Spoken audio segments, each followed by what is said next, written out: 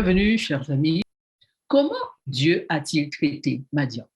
La suite. Regardez Juge 7, versets 2 et 7. L'Éternel dit à Gédéon, le peuple que tu as avec toi est trop nombreux pour que je livre Madian entre ses mains. Il pourrait en tirer gloire contre moi et dire, c'est ma main qui m'a délivré.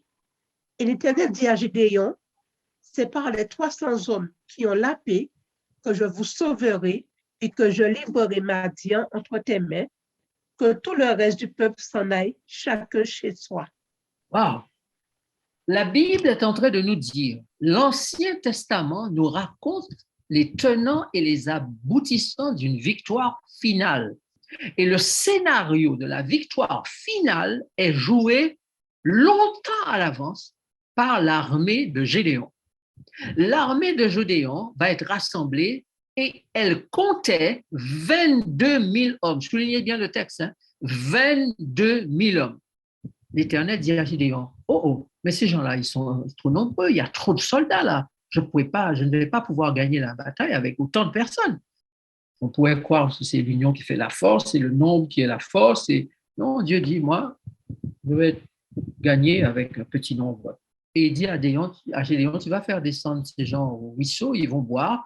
Et puis, ce sont ceux qui vont laper que je choisirai et je vous sauverai, je vous livrerai Madian avec ces personnes-là. Et le texte dit que ce sont 300 personnes sur 22 000. 300 personnes sur 22 000, c'est quel pourcentage? Vous seriez étonné de savoir qu'actuellement, le nombre de chrétiens, le nombre total de chrétiens sur la terre est 2,2 milliards. 2,2 milliards. 22 000 hommes, 2,2 milliards. Vous me direz, probablement c'est une coïncidence, mais les chiffres se ressemblent. Et nous sommes parvenus au moment où nous avons tous les signes de la fin des temps. Dieu est donc aussi, parmi ces 2,2 milliards de chrétiens, en train de faire une sélection de personnes pour gagner le combat contre ses ennemis à la fin des temps. Nous sommes à l'heure de la sélection. Nous sommes au temps de la sélection. Elle a commencé, cette sélection. Regardez maintenant Apocalypse chapitre 7, verset 3. Ne faites point de mal à la terre, ni à la mer, ni aux arbres, jusqu'à ce que nous ayons marqué du sceau le front des serviteurs de notre Dieu. Le texte dit bien que les anges, les 4 anges, puisque si vous lisez les premières parties du chapitre 16, 4 anges veulent lâcher les 4 vents, c'est-à-dire les vents du malheur, les vents de la guerre, les vents de la destruction doivent être lancés sur la terre pour terminer cette histoire définitivement. Mais il y a un ange qui vient de la part de Jésus et dit aux 4 anges, retiens les 4 vents, ne les lâche pas encore. Ne fais point de mal à la terre, ni à la mer, ni aux arbres, jusqu'à ce que nous ayons marqué du sceau. Il y a donc un marquage en cours, attend que le marquage soit terminé pour lâcher les vents. Et le marquage, c'est le marquage des serviteurs de notre Dieu.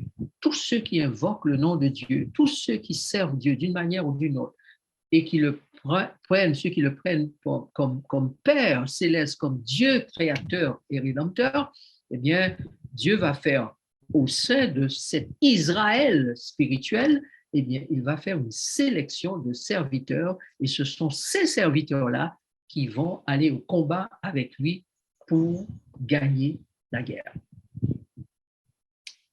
Apocalypse 14, verset 4, dit quoi? Ce sont ceux qui ne se sont pas souillés avec des femmes, car ils sont vierges. Ils suivent l'agneau partout où il va. Ils ont été rachetés d'entre les hommes, comme des prémices pour Dieu et pour l'agneau. Voilà. Donc, ceux qui seront du côté de Jésus-Christ, comme vous avez lu dans Apocalypse 14, verset 1er, qu'ils sont sur la montagne de Sion, ces personnes-là. Sion étant la montagne de la sainteté, là où Dieu a sa demeure. Et il dit, ce sont ceux qui ne se sont pas souillés avec des femmes, et nous avons expliqué déjà ce que ça veut dire, les vierges. Donc, ce sont des vierges. Donc, Matthieu 25, ça vous rappelle tout de suite Matthieu 25, les vierges qui vont à la rencontre de l'époux, n'est-ce pas? Et puis, ce sont des prémices pour Dieu et pour l'agneau. Et nous avons dit que ce sont les premiers fruits de la moisson. Donc, les premières personnes qui sont mûres comme Dieu les désire pour pouvoir faire une moisson, d'être sauvées, les premiers fruits, ce sont les 144 000. Ils sont les prémices et ils sont comme Dieu les aime. Comme Dieu les aime. Comment sont-ils encore appelés? Regardez Apocalypse 14, verset 5. Et dans leur bouche, il ne s'est point trouvé de mensonge, car ils sont irrépréhensibles. Voilà. D'autres versions emploient le mot irréprochable. Et Éphésiens chapitre 1, versets 3 et 4 nous dit que c'est depuis l'éternité que Dieu avait choisi pour nous cet objectif de sainteté et d'irréprochabilité. Être irréprochable et irrépréhensible. Finalement, ce sont les 144 000 qui parviennent à atteindre cet objectif-là. Alors, nous en venons maintenant à nous poser la problématique ou la question suivante. Que réserve Jésus pour cette armée de collaborateurs? Les 144 000, que leur est-il réservé? Du bonheur, même s'ils doivent confronter la mort. Être des colonnes dans le temple de Dieu, selon Apocalypse chapitre 3, verset 12. Dans Premiers Écrits, l'écrivain commentant le texte d'Apocalypse dit alors que nous allions dans le temple, Jésus éleva sa douce voix pour dire seuls les 144 000 peuvent pénétrer dans le temple, pénétrer ici. Et nous nous écriâmes tous, Alléluia. Les 144 000 auront le privilège d'être des gens heureux, car ils connaîtront la vérité les aura affranchis. Ils auront le privilège d'être des colonnes dans le temple de Dieu, c'est-à-dire des personnes qui vont servir éternellement dans l'intimité de Dieu. Ils seront étroitement associés à l'administration de l'univers avec Dieu. Voici ce que l'Écriture déclare concernant ces personnes qui vivront à la fin des temps et qui s'appellent les 144 000. Regardez Daniel chapitre 12, verset 12. Heureux celui qui attendra et qui arrivera jusqu'à 1335 jours. Voilà, les 1335 jours arrivent, se terminent en 1844. D'accord? Si vous commencez en l'année 508, vous arrivez à l'année 1844. L'année 508 étant cette fameuse année où Clovis a permis à la France de devenir la fille aînée de l'Église et que le catholicisme a pris des galons pour ensuite devenir une puissance de persécution, une puissance de croisade, une puissance qui a massacré des millions de personnes par rapport à leur foi chrétienne. Le grand massacre des protestants était orchestré par les catholiques. Et ça, ce n'est pas une critique que je lance, mais un constat de l'histoire qui nous le révèle, n'est-ce pas? Donc, ceux qui vont arriver jusqu'à 1844, la fin des 1335 jours, cela est-il dit, seront comment? Heureux, heureux celui qui atteindra. Quand on va arriver à cette période-là, ce sera une époque de bonheur. Or, nous sommes arrivés à cette époque de bonheur et nous avons l'impression de vivre dans le malheur. Où est le paradoxe? Vous vous souvenez que nous avons eu une vidéo sur ce paradoxe? Revoyez dans la vidéo dans Lumière pour les temps actuels, vous allez tout de suite redécouvrir la façon dont nous avons montré à la fois le bonheur que nous pouvons avoir, mais aussi le malheur qui atteint la planète Terre. Que dit encore Apocalypse 3, verset 12? Celui qui vaincra, je ferai de lui une colonne dans le temple de mon Dieu, et il n'en sortira plus. J'écrirai sur lui le nom de mon Dieu et le nom de la ville de mon Dieu, de la nouvelle Jérusalem qui est descendue du ciel d'auprès de mon Dieu, et mon nom nouveau. Alors, que notez-vous ici? Jésus fait une promesse à celui qui va vaincre. Je vais faire de lui une colonne dans le temple de mon Dieu. Il n'en sortira plus pour l'éternité. Qu'est-ce qu'il aura? Le nom de Dieu écrit sur lui, c'est-à-dire Dieu et lui ont le même caractère. Le nom, c'est le caractère. Donc, ce sont des gens qui possèdent le caractère de Dieu. Le nom de la ville de mon Dieu. La ville de Dieu, c'est quoi? La ville de Dieu, c'est la Nouvelle Jérusalem. Donc, chacune de ces personnes aura le nom de la ville de Dieu, c'est-à-dire de la Nouvelle Jérusalem. C'est-à-dire un lien avec l'épouse, un lien de parenté étroit avec l'épouse du Christ, qui est la Nouvelle Jérusalem, qui descend du ciel d'auprès de Dieu. Et en plus de cela, ils auront aussi le nouveau nom de Jésus, le caractère de Jésus nouvellement révélé. Donc, voilà le privilège des 144.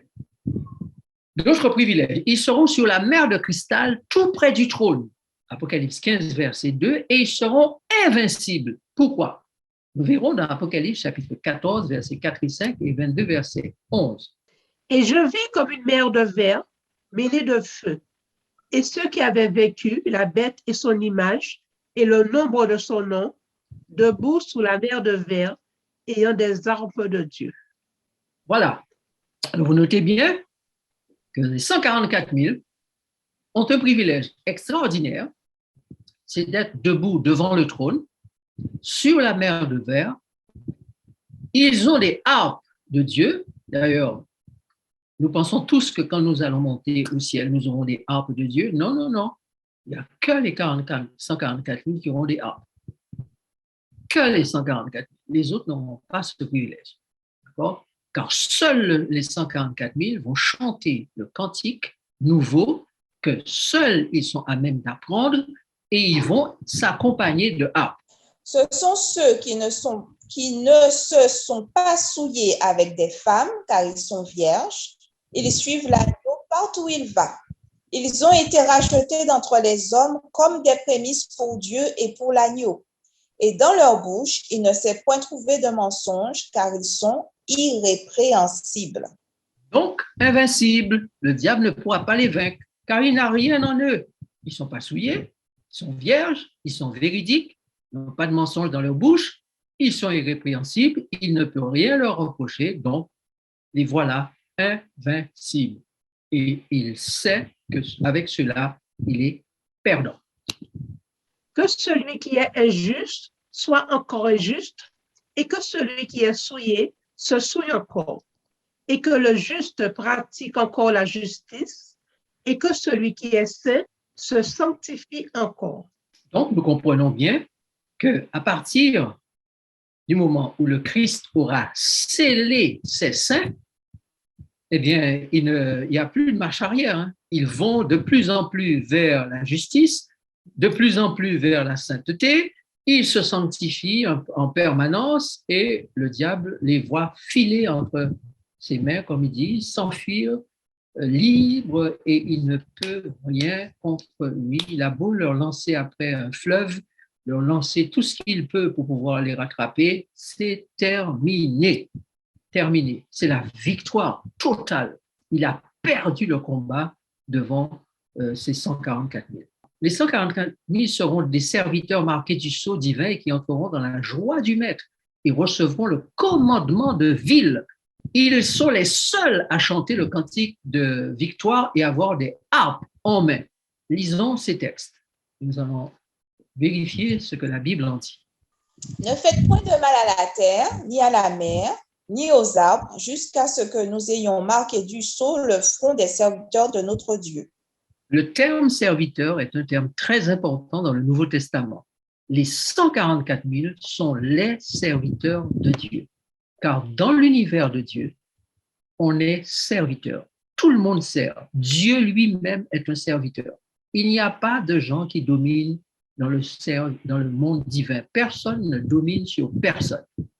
Tout le monde respecte la hiérarchie, respecte l'ordre établi et tout le monde est heureux de servir. Aujourd'hui, ceux qui n'auront pas développé l'esprit de service ne seront pas à l'aise dans l'éternité. Et ils n'iront pas dans l'éternité, car ils seraient malheureux. Voilà pourquoi Dieu marque du sceau les serviteurs. Et prenez bien le temps de lire Matthieu 24, les derniers versets 45 à 51. Puis Matthieu 25, versets 14 à 31, et vous allez voir qu'il est question de serviteurs, ceux qui attendent le retour de Jésus, ceux qui doivent recevoir la récompense. Regardez le texte, une partie de Matthieu 25, que dit le texte. Celui qui avait reçu les 5 talents s'approcha en apportant 5 autres talents. Et il dit, Seigneur, tu m'as remis 5 talents. Voici, j'en ai gagné 5 autres. Son maître lui dit, c'est bien, bon et fidèle serviteur. Tu as été fidèle en peu de choses. Je te confierai beaucoup, entre dans la joie de ton maître. Voilà, donc vous réalisez que ce sont les serviteurs qui vont avoir le privilège d'être déclarés fidèles et en plus entrer dans la joie du maître. Et est-ce que vous pouvez imaginer ce que ça peut être pour une créature d'entrer dans la joie du maître? Quand quelqu'un est content et dans sa immense joie, il décide de vous bénir, de vous donner, imaginez ce qui peut vous arriver. Matthieu 25, 23, 22, 23. Celui qui avait reçu les 2 talents s'approcha aussi et il dit, Seigneur, tu m'as remis 2 talents. Voici, j'en ai gagné 2 autres. Son maître lui dit, c'est bien, bon et fidèle serviteur. Tu as été fidèle en peu de choses. Je te confierai beaucoup. Entre dans la joie de ton maître. Donc, les deux types, les deux serviteurs, celui qui avait type 5 et celui qui avait type 2, 5 talents et 2 talents, tous deux entrent dans la joie du maître. Et on sait que celui qui avait reçu 1 talent a été jeté dehors, il a été dans les ténèbres, jeté. Regardez ce que dit la Bible. Maintenant, dans Luc 19, versets 16 à 19. C'est la même parabole que Luc reprend avec des éléments différents. Le premier vint et dit, Seigneur, ta mine a rapporté 10 mines.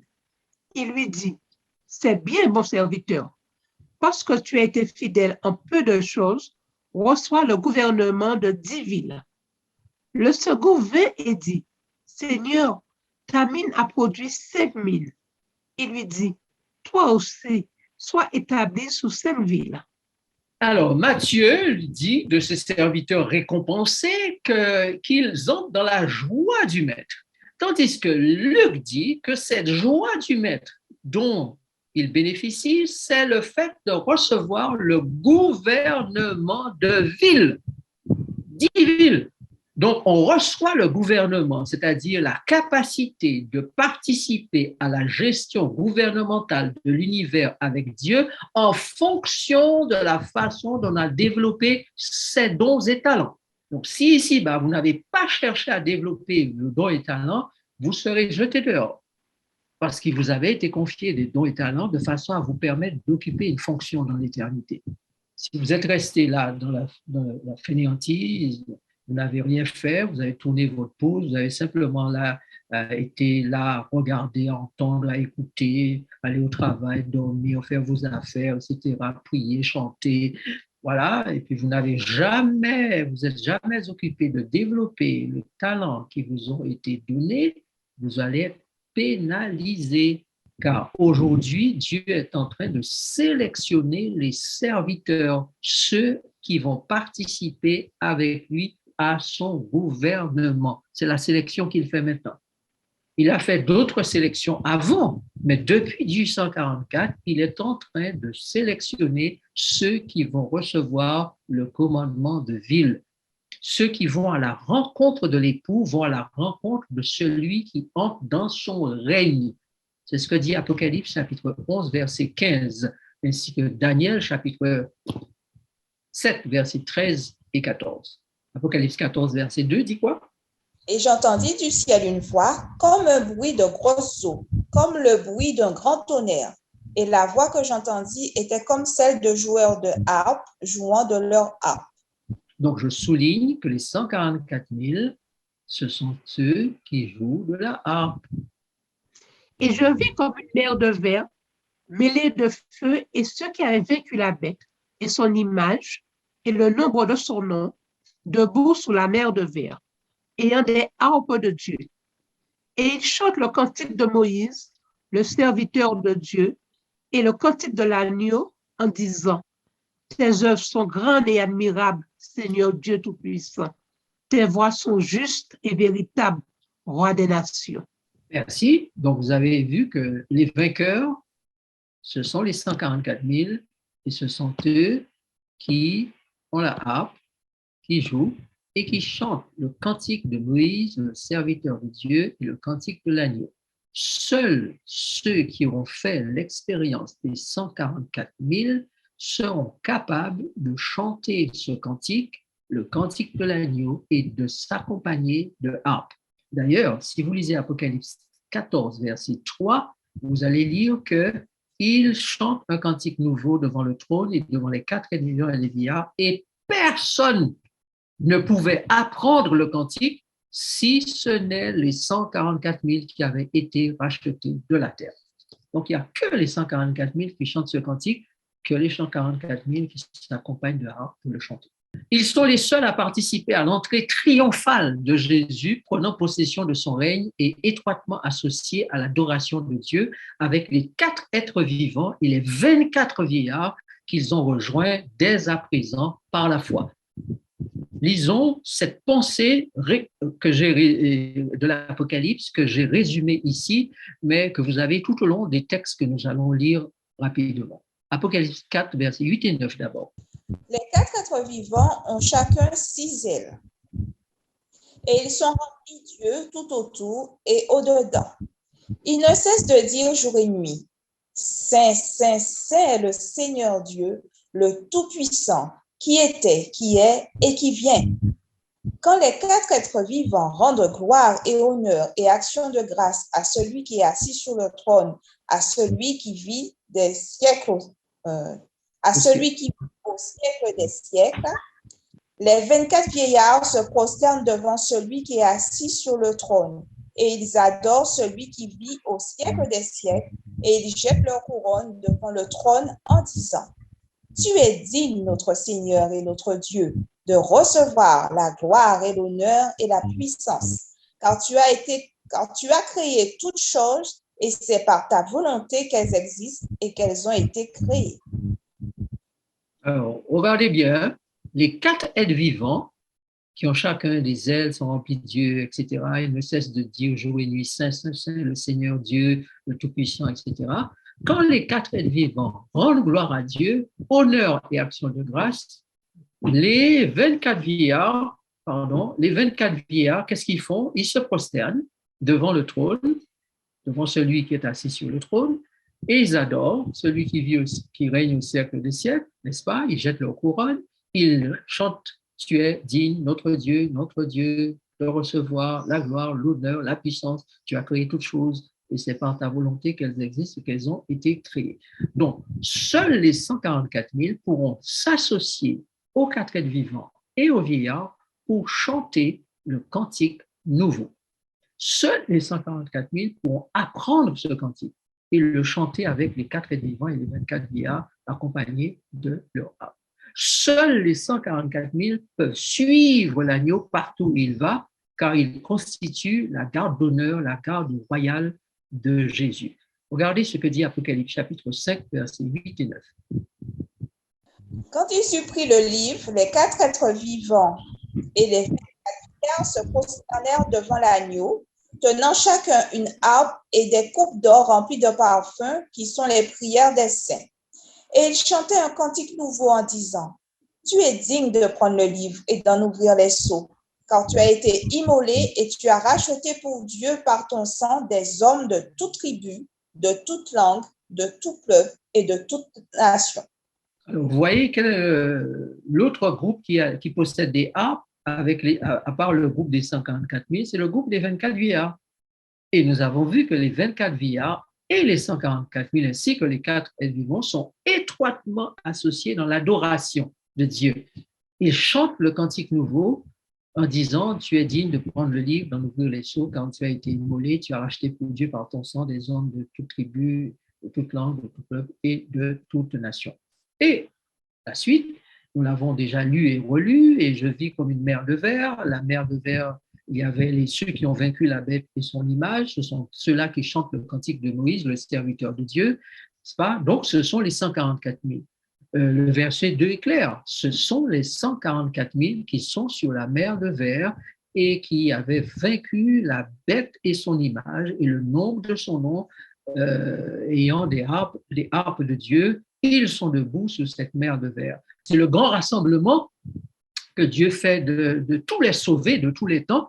Et parmi ces sauvés de tous les temps, il y a deux groupes qui se distinguent particulièrement, étant tout près du trône. Ce sont les satanistes qui se sont convertis, et nous en parlerons à un autre moment. Et puis les 144 000, ceux qui ont la loi de Dieu écrite dans leur cœur et qui ont observé les commandements de Dieu, qui reflètent le caractère de Jésus, alors que les habitants de la terre, eh bien, eux, refusent la loi de Dieu et adorent la bête et son image. Donc, les 144 000 appartiennent aux prémices, aux scellés. Ils appartiennent à la moisson du temple et de l'autel, la moisson d'Apocalypse 14. Ils viennent de la grande tribulation. Ils se distinguent de tous les martyrs, de toute la foule des martyrs pendant le témoignage des deux témoins. Ils se démarquent de la foule de tous ceux qui ont craint l'Éternel, particulièrement à la fin des temps, après la résurrection des deux témoins. Ça, pour comprendre ça, il vous faut lire attentivement Apocalypse chapitre 11, verset 1 et jusqu'à la fin. D'accord? C'est Apocalypse 11 qui nous donne la clé, le secret de l'état véritable, de la nature véritable des 144 000 dans le temps. C'est-à-dire comment ils traversent le temps. Le temps nous manque, nous, et nous devons parvenir à la fin. Nous allons rapidement lire ces textes qui restent pour mieux conclure concernant les 144 000. Ce sont ceux qui ne se sont pas souillés avec des femmes, car ils sont vierges. Ils suivent l'agneau partout où il va.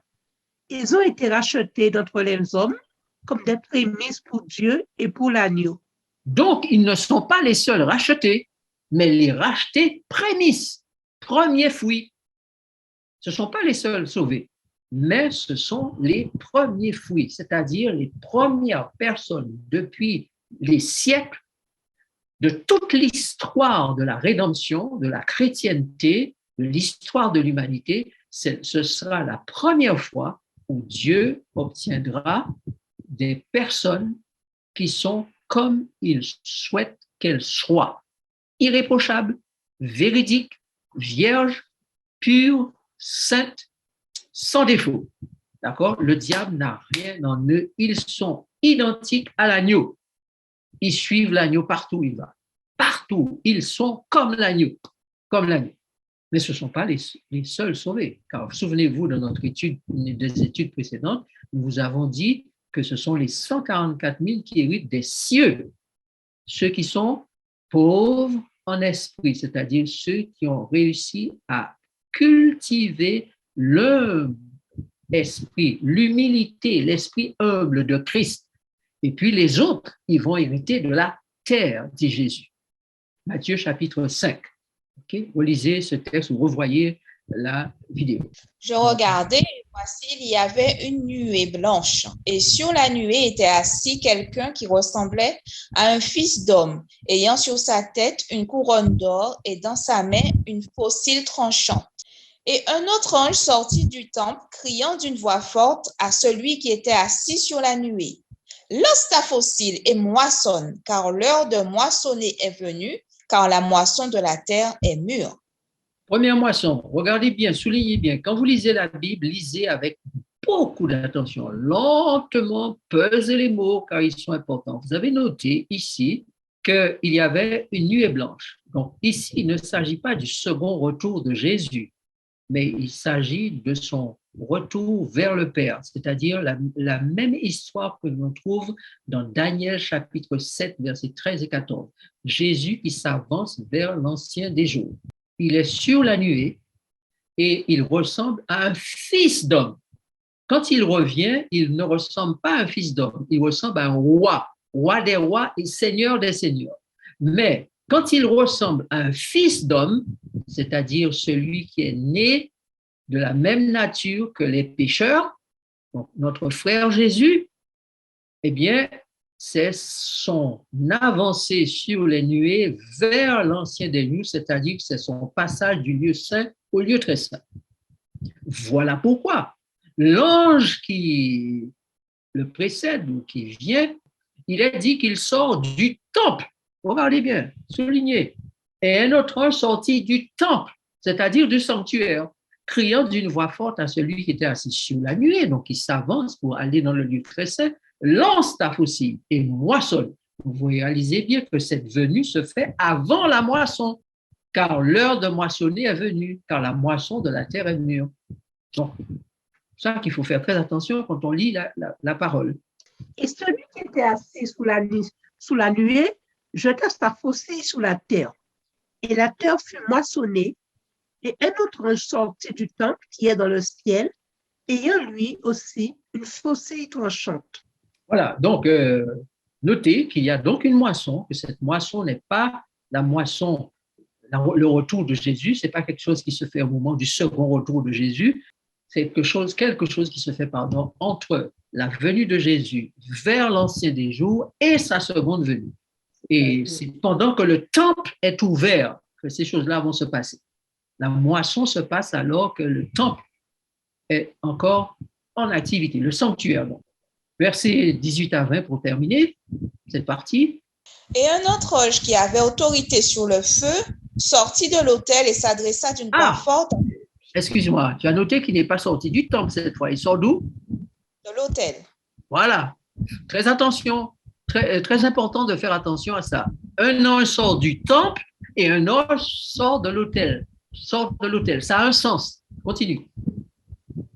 Et s'adressa d'une voix forte à celui qui avait la faucille tranchante, disant: lance ta faucille tranchante et vendange les grappes de la vigne de la terre, car les raisins de la terre sont mûrs.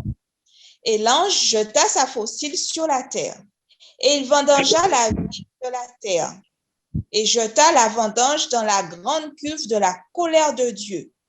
Et la cuve fut foulée hors de la ville, et du sang sortit de la cuve jusqu'aux morts des chevaux, sur une étendue de 1600 stades. Les 144 000 vivent à l'heure de la moisson. Alors, nous allons revenir, quand nous étudierons Apocalypse 14, nous reviendrons sur ça. Car le temps est court cet après-midi pour vous donner tous les détails de ce texte et vous donner une meilleure compréhension de ce que nous venons de lire. Mais nous voulons juste souligner le fait que l'ange sort du temple, l'ange sort de l'autel. Ça veut dire que nous sommes là encore dans un moment où fonctionne le sanctuaire, car le temple, c'est le sanctuaire, l'autel, c'est ce qui se trouve dans le sanctuaire. Il y en a d'ailleurs deux autels, l'un qui se trouve dans le parvis et l'autre qui se trouve dans le lieu saint. Les 144 000 sont donc engagés avec le fidèle, c'est Jésus qui s'appelle ainsi dans Apocalypse chapitre 3, à partir du verset 14 d'ailleurs, et il s'appelle aussi le véritable, c'est le temps des Laodicéens qui sont dans un combat et il y a une victoire à remporter sur la bête, sur son image, sur le nombre de son nom, et les 144 000 sont au cœur de ce combat final. Voici ce que dit la Bible. Réjouissons-nous et soyons de l'allégresse et donnons-lui gloire, car les noces de l'agneau sont venues et son épouse s'est préparée. Il lui a été donné de se revêtir de fêlés éclatants, purs, car le fêlé, ce sont les œuvres justes des saints. Donc, les 144 000 vivent à l'heure où se prépare la robe de la mariée. Et ils ont un privilège particulier, une mission spéciale, celle de produire les œuvres justes qui constituent le tissu, le matériau, le fin lin avec lequel la robe de la mariée sera confectionnée. Puis je vis le ciel ouvert et voici parut un cheval blanc. Celui qui le montait s'appelle fidèle et véritable, et il juge et combat avec justice. Ses yeux étaient comme une flamme de feu. Sur sa tête étaient plusieurs diadèmes. Il avait un nom écrit que personne ne connaît ni ne sait lui-même, si ce n'est lui-même, pardon.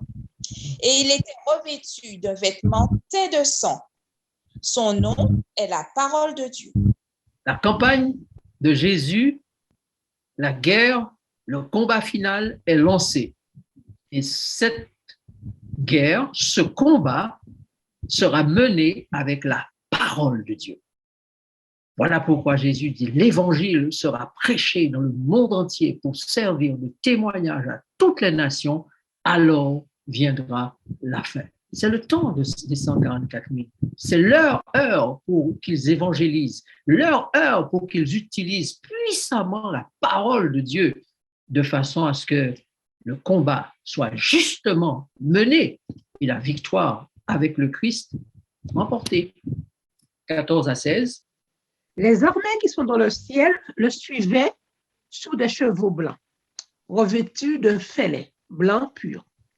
De sa bouche sortait une épée aiguë pour frapper les nations.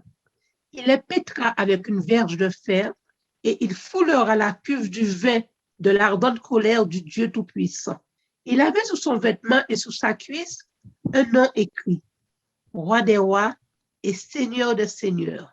Voilà, maintenant là, on parle du second retour. Après avoir considéré ce qui se passe au moment où les activités du lieu saint, très saint particulièrement, ont lieu, maintenant on nous dit que les armées qui sont dans le ciel vont maintenant le suivre et il va se présenter cette fois comme roi des rois et comme seigneur du Seigneur et paître les nations, les frapper et faire en sorte qu'ils subissent l'ardente colère du Dieu Tout-Puissant. Les 144 000, chers amis, sont donc les seuls à devoir traverser le temps de trouble, le temps de détresse, le temps des fléaux, sans intercesseur, car Jésus aura terminé son œuvre dans le lieu très saint du sanctuaire. Il n'y aura plus de grâce, plus de faveur pour l'humanité. Ce sera le temps de la colère de Dieu. Selon Apocalypse 15, verset 8 et Apocalypse 22, verset 1, eh bien, les services du temple et du temps ont cessé. Le Saint-Esprit va alors faire une œuvre extraordinaire, car il a une mission particulière. Et j'aimerais que nous terminions avec ces textes d'Ésaïe, le texte d'Ésaïe, chapitre 61, versets 1 à 3. L'Esprit du Seigneur, l'Éternel est sur moi. L'Éternel m'a envoyé pour porter de bonnes nouvelles aux malheureux.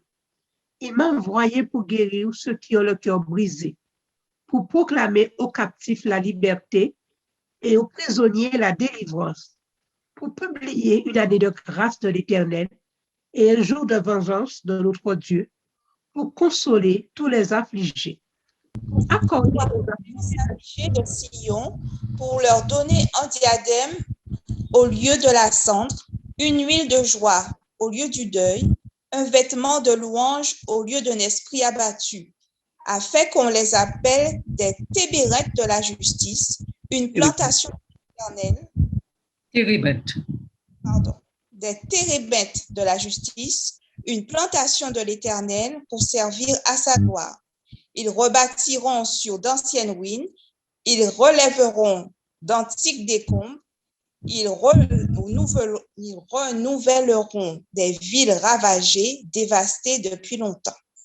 Voilà, donc vous avez réalisé ici que l'Esprit du Seigneur, l'Éternel, est sur moi, c'est-à-dire sur Jésus, sur son prophète, n'est-ce pas?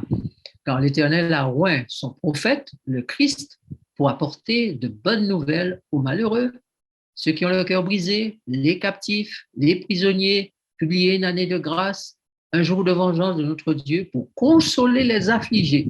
Donc, tous les affligés de la terre qui se laisseront consoler le seront, parce que Jésus a été envoyé pour cela. Par l'action puissante de l'Esprit, les hommes et les femmes de la terre peuvent bénéficier de la grâce divine et pouvoir être sortis de leur affliction. Par contre, vous notez qu'il y aura un groupe d'affligés spécial.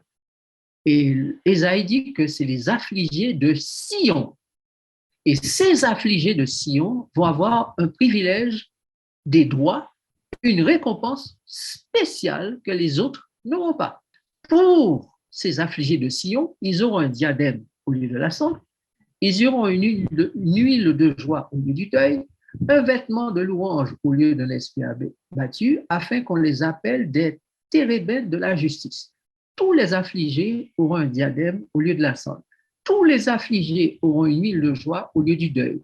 Tous les affligés auront un vêtement de louange au lieu d'un esprit abattu. Mais les affligés de Sion auront quelque chose de différent. En plus, ils seront appelés des térébintes de la justice, une plantation de l'Éternel pour servir à sa gloire. Ils rebâtiront sur d'anciennes ruines, ils relèveront d'antiques décombres, ils renouvellent des villes ravagées, dévastées depuis longtemps. C'est-à-dire l'œuvre que auront à faire ces 144 000, ces affligés de Sion, c'est-à-dire ceux qui seront avec le Christ sur la montagne de Sion. Apocalypse 14, verset 1, vous vous souvenez, n'est-ce pas? Apocalypse 14, verset 1 dit que les 144 000 étaient avec le Christ sur l'agneau de Dieu, sur la montagne de Sion. Et ce sont ces 144 000 qui auront cette œuvre spéciale à faire, rebâtir sur l'ancienne ruine, relever d'antiques décombres, renouveler les villes ravagées, dévastées depuis longtemps. Ça, c'est leur mandat, ça, c'est leur mission, ça, c'est leur privilège. Et puisque le diable se sera amusé à ruiner, il se sera amusé à dévaster, ravager, détruire, les 144 000 viendront avec la puissance divine et ils vont répandre puissamment la parole de Dieu qui va être une parole qui guérit, une parole qui reconstruit, une parole qui relève. Et des millions d'hommes vont se tourner vers Jésus, vont trouver en lui leur espoir à travers le témoignage de ceux qui gardent les commandements de Dieu et qui possèdent le témoignage de Jésus. Consoler les affligés de Sion en particulier, pour qu'ils aient le diadème, l'huile de joie, le vêtement, pour qu'ils deviennent térébintes, etc., pour qu'ils deviennent des chefs responsables de villes, selon Daniel 12, verset 3. Mes chers amis, je conclurai cet après-midi, après cette longue réflexion, en disant ceci. On sent bien que ce groupe-là est un groupe particulier, le groupe de Sion.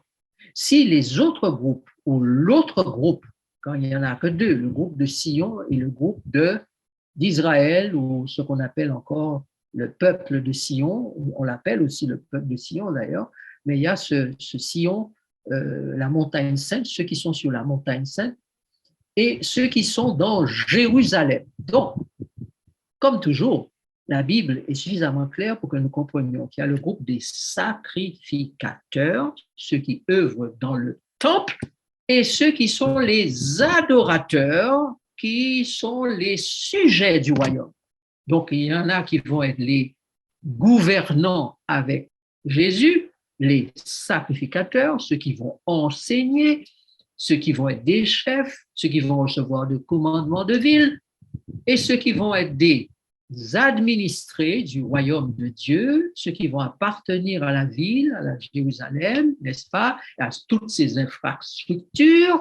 Donc, deux groupes. Mais pour l'heure, Jésus est en train de sélectionner le groupe des 144 000, c'est-à-dire des sacrificateurs.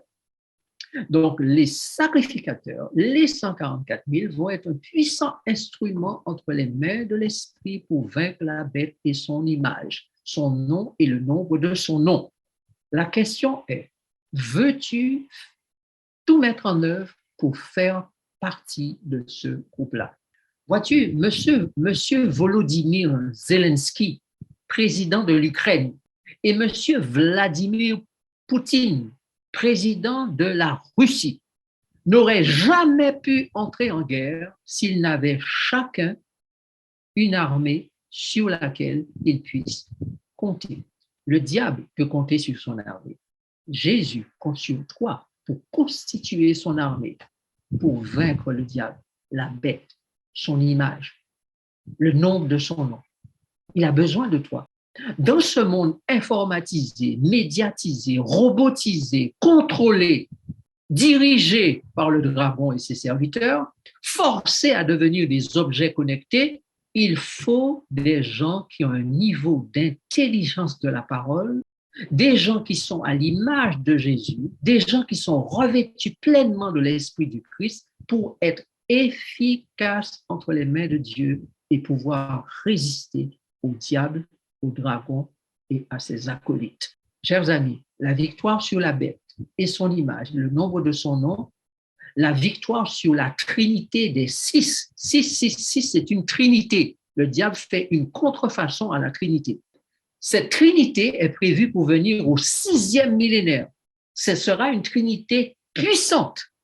Mais le Christ et son armée des 144 000 seront tout-puissants et invincibles. Jésus t'invite à être dans son armée. La seule condition qu'il demande, c'est que tu deviennes un petit enfant, c'est-à-dire humble. Je vous le dis en vérité, si vous ne vous convertissez et si vous ne devenez comme les petits enfants, vous n'entrerez pas dans le royaume des cieux. Matthieu 18, verset 3. Humiliez-vous donc sous la puissante main de Dieu afin qu'il vous élève au temps convenable, dit Pierre dans 1 Pierre 5, verset 6. La crainte de l'Éternel enseigne la sagesse, dit Proverbe, et l'humilité précède la gloire. Proverbe 15, verset 33. Chers amis, pour tous ceux qui craindront Dieu, tous ceux qui l'adoreront en toute humilité pourront être acceptés parmi les 144 000 et faire partie de l'armée de Jésus pour avoir la victoire sur le mal. Une grande partie d'entre eux vont mourir et ceux qui vont être vivants au moment où Jésus reviendra constitueront ces 144 000 personnes.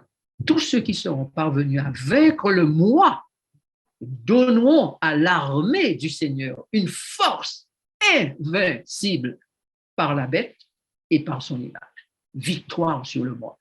L'armée satanique avait l'habitude de piétiner les enfants de Dieu. Mais cette fois, ce sont les 144 000 qui vont le piétiner, lui le diable et son armée. Alors, je te propose et je te suggère de faire vivement des plans pour être du côté de l'armée de Jésus. Prions. Seigneur, nous te bénissons et nous te remercions pour ce moment que nous avons partagé. Merci pour ta parole qui nous instruit. Merci pour la joie que tu mets dans nos cœurs, de ta présence dans nos vies, de la certitude de la victoire. Merci pour la possibilité que nous avons de partager avec d'autres cette bonne nouvelle, de sorte qu'eux aussi se réjouissent et connaissent et parviennent à désirer toujours plus, à mieux connaître Jésus pour le servir. Merci pour le sceau que tu poseras sur chacun de nous et a choisi d'être tes serviteurs, tes vierges, tes irréprochables, tes véridiques et ceux qui ont choisi de revêtir le vêtement blanc, le collier, avoir ce collier, acheter de toi l'or éprouvé par le feu, etc. et qui ont ce privilège de vaincre et d'être avec toi dans le royaume des cieux pour l'éternité. Que ta volonté soit donc faite sur la terre comme au ciel, nous t'avons prié. Au nom de Jésus. Amen.